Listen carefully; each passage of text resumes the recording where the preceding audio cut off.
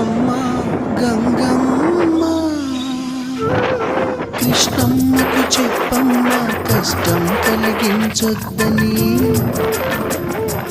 యమునకు చెప్పమ్మా సాయమునకు వెనకాడొద్దని గోదారికి కావేరికి ఏటికి సెలయేటికి కురిసేటి జడివానకి దూకే జలపాతానికి నీతో బుట్టులందరికీ చెప్పమ్మా మా గంగమ్మ జీవనదివిగా ఒక మోక్షనిధివిగా పండ్లు పూలు పసుపుల పారాణి రాణిగా